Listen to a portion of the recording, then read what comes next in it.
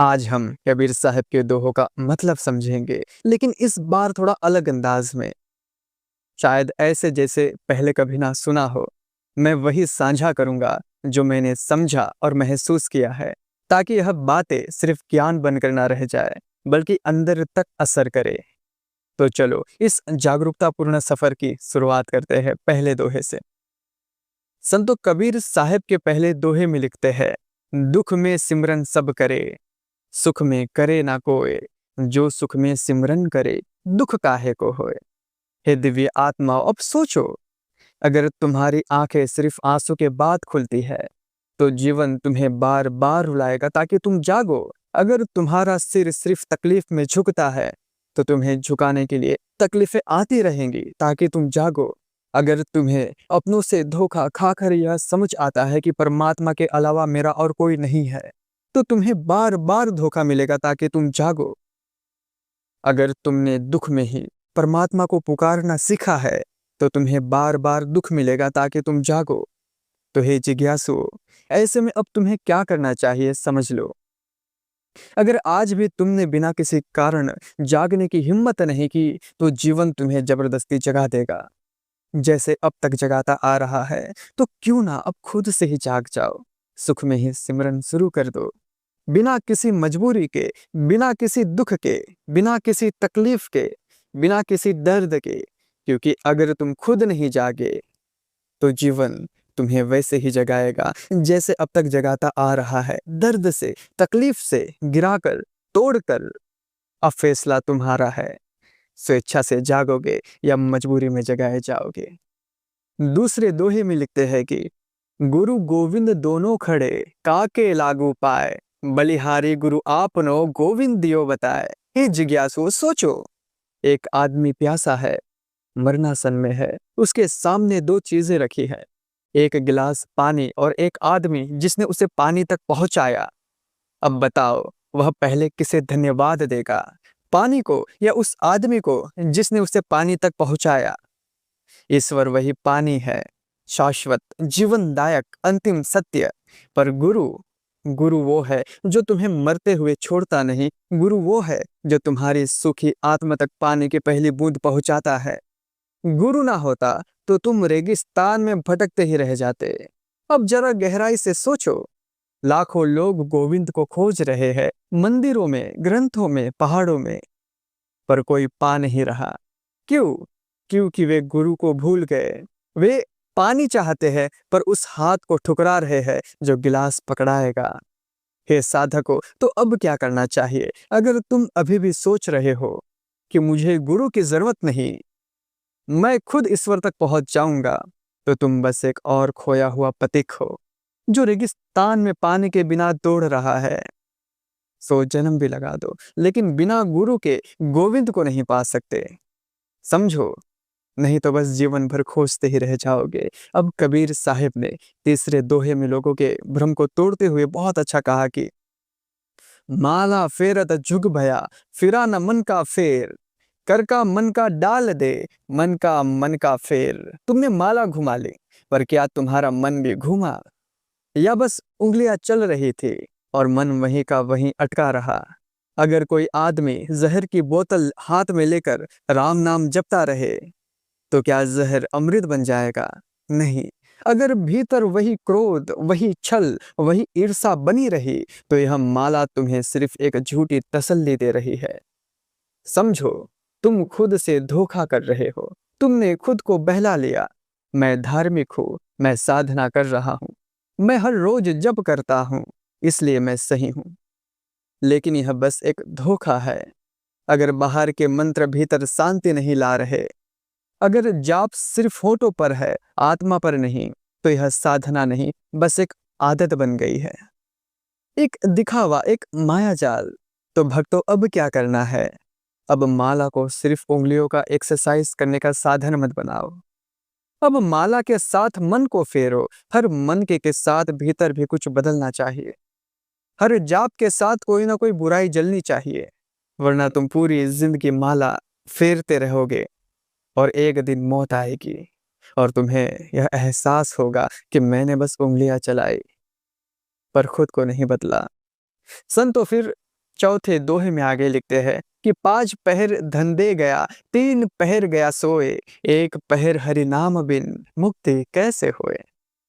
तुम्हारी पूरी जिंदगी दौड़ में बीत गई, सुबह से शाम तक सिर्फ पैसा, काम, नाम, शोहरत, इच्छाएं। लेकिन क्या कभी रुके और सोचा कि तुम यह सब क्यों कर रहे हो। दिन के 5 पहर तुमने धंधे में गवा दिए, भाग दौड़, कमाई, सौदे, योजनाएं, संघर्ष, पर यह सब किसके लिए। फिर रात आई और 3 पहर सो गए, बिना सोचे, बिना देखे, बिना समझे। एक और दिन खत्म और तुम वहीं के वहीं। हर दिन यही चक्र दोहराते रहे। अब बचा 1 पहर, लेकिन उसमें भी तुमने ईश्वर, आत्मज्ञान या जीवन के असली अर्थ को नहीं देखा। तो फिर मुक्ति कैसे मिलेगी, शांति कैसे आएगी, मरने के बाद क्या लेकर जाओगे। अब सोचो, अगर किसी किसान के पास बीज थे पर उसने पूरे दिन सिर्फ खेत जोतने में निकाल दिया, बीज ही नहीं बोए, तो क्या फसल उगाएगी? नहीं उगाएगी। जब कटाई का समय आएगा तो उसके हाथ कुछ नहीं होगा। तुम्हारे साथ भी यही हो रहा है। पूरी जिंदगी भागते रहोगे धन, नाम, परिवार, इच्छाओं के पीछे, और जब मरने का समय आएगा तो एहसास होगा कि असली फसल तो कभी बोई ही नहीं। तो हे दिव्य आत्माओं, अब क्या करना चाहिए? अब भी तुम्हें होश नहीं आया तो जिंदगी इसी दौड़ में खत्म हो जाएगी। अब भी 1 पहर बचा है। अपने भीतर झांको, सच्चाई को देखो, उस सत्य को पकड़ो जिसे तुम जन्मों से टालते आए हो, वरना जब आंखें हमेशा के लिए बंद होंगी तो पछताने का भी समय नहीं मिलेगा। अब फैसला तुम्हारा है, बस भागते रहना है या ठहर कर जीवन के असली उद्देश्य को देखना है। संतो फिर 5वें दोहे में लिखते हैं कि लूट सके तो लूट ले, राम नाम की लूट, पाछे फिरे पछताओगे, प्राण जाहि जब छूट। लूट, तुम्हें यह शब्द सुनते ही सोना, चांदी, धन, दौलत, जमीन, जायदाद दिखती है। जहां भी कोई चीज मुफ्त में मिलती है वहां तुम झपटने को तैयार रहते हो। लेकिन संत कह रहे हैं, यह लूट किसी धन दौलत की नहीं, यह राम नाम की लूट है। और यह लूट अभी हो रही है। हर पल, हर क्षण। जो जाग गए वे लुट रहे हैं, जो सोए रह गए वे खाली हाथ रह जाएंगे। अब जब सांसें खत्म होने लगेंगी, जब शरीर जवाब देने लगेगा, जब आंखों के आगे अंधेरा छाने लगेगा, तब पछताओगे। तब समझोगे कि जिस चीज के पीछे पूरी जिंदगी भागते रहे वह यहीं छूट जाएगी। तब जानोगे कि तुमने असली लूट को नजरअंदाज कर दिया, जो मुफ्त में मिल रही थी, जिसे कोई रोक नहीं रहा था, जिस पर किसी का पहरा नहीं था। अब सोचो, अगर तुम्हें अभी यह एहसास नहीं हुआ तो कब होगा? जब सांसें जवाब दे देंगी, जब रिश्ते, दौलत, पहचान सब राख हो जाएंगे, जब तुम चाह कर भी कुछ नहीं कर पाओगे। हे जिज्ञासुओं, तो अब क्या करना चाहिए? अगर अब भी तुम्हारी आंखें नहीं खुली तो फिर जीवन तुम्हें जबरदस्ती जगाएगा, किसी हादसे से, किसी पीड़ा से, किसी के छूट जाने से। लेकिन तब तक देर हो चुकी होगी। समझ जाओ और इस लूट में शामिल हो जाओ, इससे पहले कि जीवन तुम्हारी सांसें ही लूट ले। हे जिज्ञासुओं, फिर 6वें दोहे में लिखते हैं कि साई इतना दीजिए जामे कुटुंब समाए, मैं भी भूखा ना रहूं, साधु ना भूखा जाए। तुमने पूरी जिंदगी या तो मांगने में बिता दी या जमा करने में, लेकिन क्या कभी सोचा कि मांगना कहाँ खत्म होगा, जमा करने की सीमा कहाँ रुकेगी? तुम्हारी इच्छाएं कभी पूरी नहीं होंगी। आज 1 रोटी मांग रहे हो, कल 2 मांगोगे। आज 2 कमरों का घर चाहिए, कल 4 का। आज 1 घड़ी चाहिए, कल पूरी दौलत। तुम्हारा पेट कभी भरेगा ही नहीं, क्योंकि तुम्हारी भूख बाहर की चीजों से नहीं, भीतर के खालीपन से जन्मी है। पर देखो संत क्या मांग रहा है, हे प्रभु, बस इतना दे दो कि मेरा परिवार भी ठीक रहे, और अगर कोई भूखा दरवाजे पर आए तो मैं उसे खाली हाथ ना लौटा दूं। न ज्यादा न कम, बस उतना जो जीवन के लिए पर्याप्त हो। क्यों? क्योंकि असली सुख लेने में नहीं, बांटने में है। क्योंकि असली संतोष तब आता है जब तुम्हारे पास सिर्फ उतना हो जिससे ना तुम्हें कमी लगे, ना कोई तुम्हारे पास आकर भूखा लौटे। अब सोचो, अगर तुम सिर्फ अपने लिए मांग रहे हो तो तुम अभी भी अज्ञानी हो। अगर तुम पूरी दुनिया के लिए मांग रहे हो तो तुम लालची हो। और अगर तुम बस इतना मांग रहे हो जिससे खुद भी भूखे ना रहो और किसी को देने से डरो भी नहीं, तो तुमने असली संतोष को समझ लिया। तो संतो अब क्या करना है? अगर अब भी तुम्हारी इच्छाएं बढ़ती जा रही है तो समझ लो कि तुम खुद अपने दुख के कारण हो। जितना लोगे उतना भारी हो जाओगे, जितना बांटोगे उतना हल्का। अब फैसला तुम्हारा है, असीमित मांग में जलते रहना है या संतोष के ठंडी छाव में बैठना है। फिर अंत में कबीर साहिब लिखते हैं कि धीरे धीरे रे मना धीरे सब कुछ होए, माली सींचे सो घड़ा ऋतु आए फल होए। तुम घबरा रहे हो क्योंकि तुम्हें सब कुछ अभी चाहिए। सफलता अभी, प्यार अभी, पैसा अभी, शांति अभी, यहाँ तक कि भगवत प्राप्ति भी अभी चाहिए। ध्यान में बैठे हो तो अनुभव भी अभी चाहिए। तुम्हारी हालत वैसी ही है जैसे कोई माली जो पौधे को खींचकर बड़ा करना चाहता है।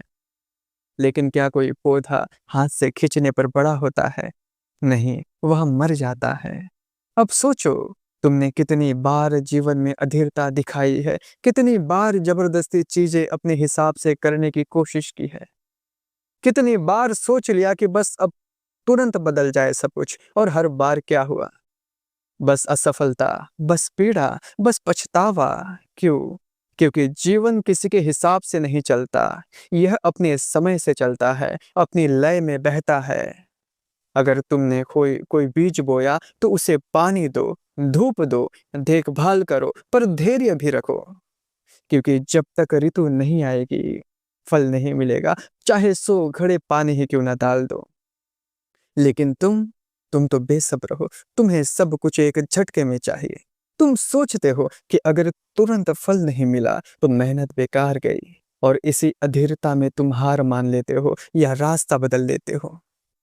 हे जिज्ञासु, अब क्या करना है? अगर अब भी तुम्हें अधीरता घेरे हुए हैं तो समझ लो कि तुम खुद अपने दुख का कारण हो। हर चीज समय मांगती है, जितना जोर लगाओगे उतना ज्यादा चीजें उलझेंगी। अब 2 रास्ते हैं तुम्हारे पास, या तो जलते रहो अधीरता के आग में, या शांति से मेहनत करो और सही समय का इंतजार करो। अब फैसला तुम्हारा है, अधीरता में जलना है या धैर्य से खिलना है।